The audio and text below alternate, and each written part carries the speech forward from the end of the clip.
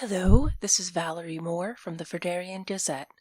We hope you weren't caught in this evening's rainstorm, and you're somewhere warm and dry and comfortable as you listen to our reenactment of the controversial book, Say I Slew Them Not, written by Kingsley Montivelo, edited by Alexander Phillips, and narrated by Pepper Holloway. Content warnings for this episode include police brutality and violence, colonial violence, racism, fictional racial slurs, witnessing a murder, trauma, and death. This program has been sponsored by Mackenzie's Scale Repair. We've all been there. It's a hot summer night. You want to go to that party, but oh no, your scales have been broken along the bridge of your nose. Everyone's in a sea. That's when Mackenzie steps in. Now there's no longer a reason to hide those broken scales. Not when you have Mackenzie's Scale Repair by your side. We pass the mic to Pepper Holloway, who will be reading Episode 2, Opening Statements read at Kingsley Montivelo's trial. May 11th, 1826, Harper Square, Bearcassa, Hiva. I remember the cherry blossoms. Their perfumed scent clung to the rippling air as the gunshot echoed in my ears. The Ilkhatal twitched and tumbled, his oranges rolling down the mosaic streets and through his splattered blood. That was the moment I decided to join the Ilkhatal Liberation Army. I must have been 15 or 16, wandering the serpentine streets of Bearcassa with Katerina, my father's fiancée. The sharp and citrusy spice of overpriced food peddled by street vendors stunned my nostrils, and overhead flew prices, curses, and names, the sheer madness of a weekend market leaving me off kilter. Occasionally I'd catch the sweet scent of cherry blossoms, my lifeline in this chaos. Katerina dragged me by the arm to a Hivian jeweler, ignoring the dark looks the other customers threw at us. To Ilkhatal, Hivians are porcelain figures with their white skin, dull teeth, and small ears that amuse us to this day. Back then, the women weighed themselves down with furs, heavily layered skirts, and large updos, while the men wore cinching waistcoats and pants that expanded at the hips. A civadone design that only really made sense for their wide hips. On a Hivian, they looked ridiculous. And top hat and cane. I even spotted an elderly woman wearing boots made from the skin of my people. Despite the 2-year-old ban on selling Ilkhatal body parts, I still saw posters glued to the walls and carts advertising clothes, accessories, and cosmetics that contained pieces of my people. Katerina was the exact opposite in a one-layered lavender dress, a green and blue shawl she bought from an inundarium, and her long golden hair thrown over a delicate shoulder. As she studied an emerald brooch, I met the gaze of a woman with her bump of a nose turned up in disgust, and I pulled my jacket tightly around my body, wishing I could disappear. While Hiva had not officially segregated Bearcassa at that point, the market was one of the many places where Ilkhatal were not wanted. I still don't know if Katerina remembered or cared. While the customers were purely Hivian, the merchants reflected the true makeup of Bearcassan society.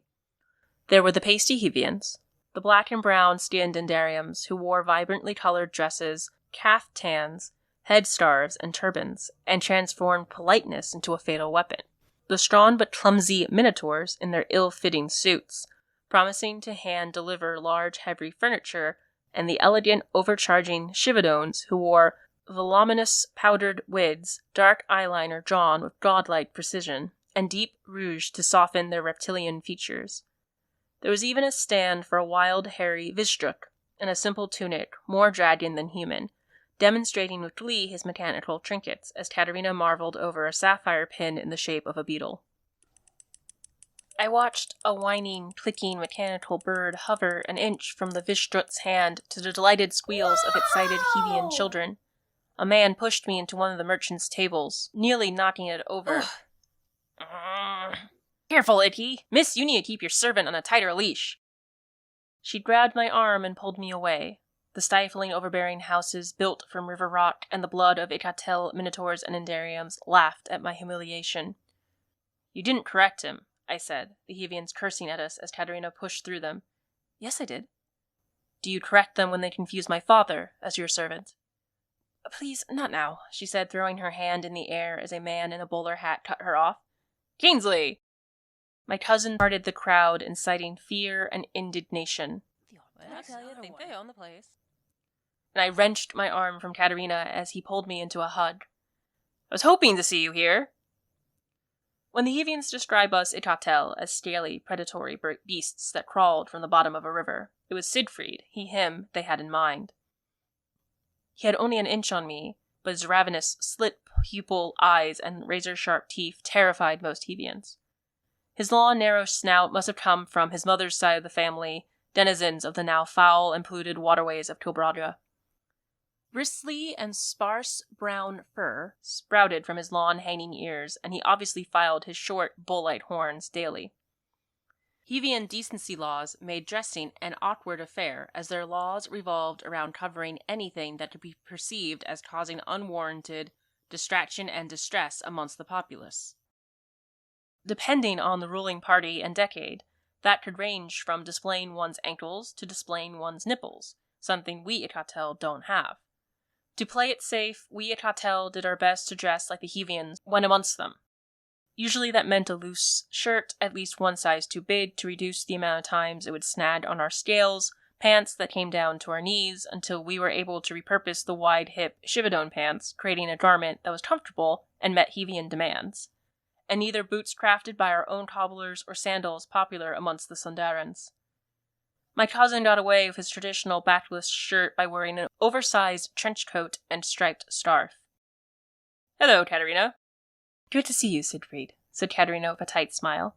"But we can't stay." "Yes, because I refuse to be her servant." "No, because your father is expecting us." "I was hoping you'd stay and watch my speech," Siegfried said, excitement shining in his gaunt face as he handed me a recruitment flyer. "I'll be speaking just down the street. You should be there, Kingsley. Hevians are welcome as well." Katerina smiled politely, and Siegfried bid us farewell, before disappearing into the crowd again.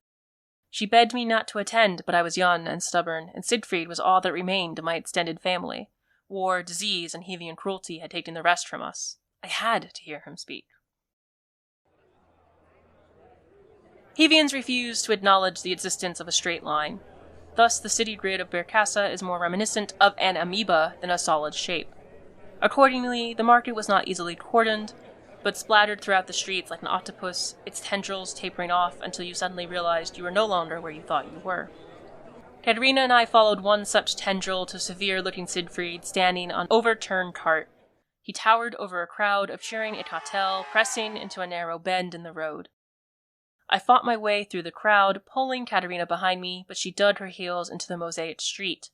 Busy Hevians glanced curiously at us as they passed by. The occasional minotaur in Indarium loitered on the sidewalk, afraid to fully commit should the police arrive.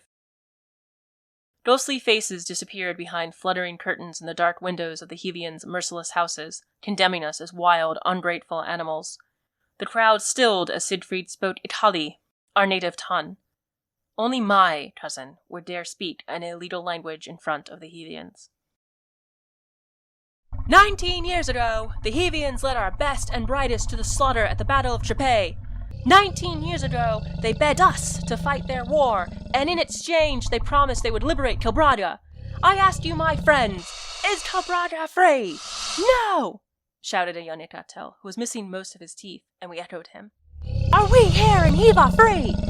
No! For 100 years we've suffered from Hevian oppression and cruelty. They claim to be the protectors of democracy, but we alone stood against them when they invaded Verdun, their own colony. Will we not fight for our country? He asked, his chest puffing with pride at our cheers. Because we protected the Verdarians' freedom, the Hevians invaded our land and butchered our people. They poisoned our waters and forced us from our land, casting us into the world like unwanted vermin. They burnt our cities down and built factories and prisons over the remains. He gestured like one possessed, his striped scarf swaying. 37 years ago, that saint of saints, the Hadrid King, swore over the graves of 10 poisoned children that the Hevians would not know peace until Kilbride was free. He led our foreparents to the doors of the Governor-General's mansion, and they were greeted by Hevian artillery. The cowards arrested Hadrid and the Leader 79 and executed them in the middle of the night, butchering their remains. Afterwards, the Hevians thumped their chests and congratulated themselves on taming the wild Ilkhatal. Have we been tamed? No, shouted an Ilkhatal wearing a filthy and tattered dress, coughing into a blood-red handkerchief. Her horns were stumps, most likely because she saw them off to sell for a few extra pinta. "They murdered the best we had!" shouted an elderly Ilkhatal with long grey ears. He wobbled as he clung to his cane with one shaking hand while using another to hold his tattered and foul shirt in place. "Time and time again they forced us to die for their hypocrisy, and repaid us by murdering our leaders and stealing our children's futures." Katerina pulled on my arm, but I resisted, transfixed. After all these years, I still remember how the sun shone off Siegfried's olive scales, how he stood taller than anyone else in that market, the only Ilkhatal alive who understood our dormant humiliation and rage. My cousin. "They call us murderers and animals as if it is an insult, but I embrace it. We will avenge our ancestors, and our path to freedom will be a bloody one." As we cheered, the cruel and oppressed city-state trembled at our righteous fury, and a vicious pride formed in my chest. Only Siegfried would speak of Ilkhatal freedom in the Hevians' front yards. "Kingsley, please, can we go?" "The police are here to shut me up." Blue and scarlet officers swarmed around us like ants attacking their prey. Their black-plumed hats resembled dead birds, and their brightly colored uniforms highlighted their pale complexions. They patted their billy clubs as they encircled us. "Return to your homes!" an officer shouted through a bullhorn. "We don't want any trouble!" Katerina whimpered, and I pushed her behind me. "They've come to exterminate us like unwanted vermin!" shouted Siegfried, standing defiantly on his cart as the Ilkhatal around him formed ranks. "But they can't kill us all!" "Disperse now and return to your homes!" The minotaurs and endariums were long gone, but curious Hevian shoppers hung around the perimeter to watch the expectant bloodbath. "Kingsley, stand, my siblings! Stand and prove that if one of us falls, two will take their place!" The boulevard echoed with clicks and clanks as a steam-powered fire engine tore down the road, parting the shoppers and merchants. Katerina tugged on my arm, but I refused to move. "This is your last warning," shouted the captain. "Disperse now!" "We're not afraid of you, mole-frats!" shouted another Ilkhatal. "Go home to beat your children!" The officer lowered his bullhorn and gestured at the firefighters. A pressurized blast of water slammed into the crowd like a rock crashing through a glass window. The police moved in, beating the first Ilkhatal they saw. Katerina tried to pull me away, but I searched for Siegfried and watched the sweeping water knock him off his cart. The fleeing crowd knocked over a stand of oranges, grinding the fruit into the cobblestones. The echo of a gunshot. A police officer bashed an Ilkhatal's head in, blood and brain matter splattering onto the mosaic street and mingling with the pool of water. Katerina brought her hand to her mouth as a crowd jostled us, everyone screaming and running away in panic to escape the bloody crutches of the police, ignoring the cries of the Ilkhatal and the sickening sound of clubs splintering bones. All I could smell were those damn cherry blossoms. An Ilkhatal ran into me, knocking us both to the ground. He barely blinked before jumping up and continued running. The Ilkhatal staggered and toppled to the ground, a fresh orange rolling out of his coat and through the puddle of blood seeping from his fallen body. "Check him!" shouted an officer, wrenching the arm of a struggling Ilkhatal behind his back. "See if he's breathing." As the officer with a smoking revolver stepped towards the body, Katerina pulled me up. She said something, but I ignored her, and I staggered towards the dead Ilkhatal and the officer turning him over with his boot. Blood seeped through his threadbare shirt as his thin chest struggled to rise and his breath rattled in his throat. His yellowed and bloodshot eyes stared at the orange that had stopped rolling an inch from his outstretched hand. "This is one less Ilkhatal we'll need to worry about," the officer chuckled. They brought piercing rounds, the only type of ammunition that could penetrate our hides. Not standard issue, as they were deemed too cruel to use on Hevians.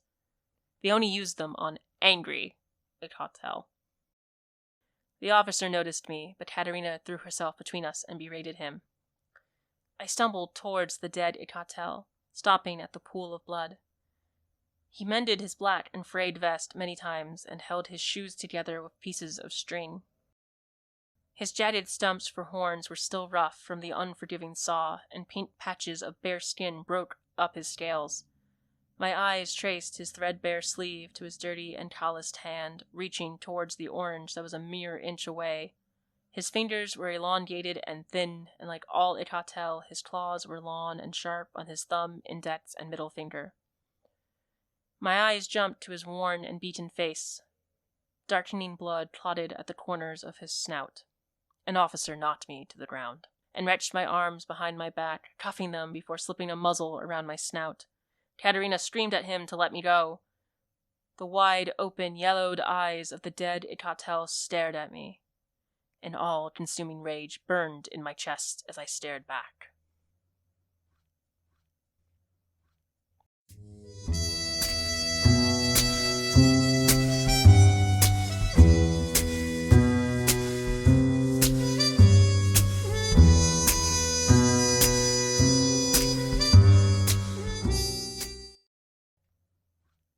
You've just heard opening statements read at Kingsley Montivelo's trial from Say I Slew Them Not by Kingsley Montivelo. Tonight's episode was read by Pepper Holloway and was sponsored by McHensley's Scale Repair. Perfect scales are just one repair away. Be sure to follow us on Instagram at Frederian Gazette. And go to our website, www.thefrederiangazette.com. That's www.ferdariangazette.com. For episode extras. Join us next Wednesday at 5 p.m. for episode 3. Claiming martyrdom does not justify war crimes, states prosecution in Kingsley's trial.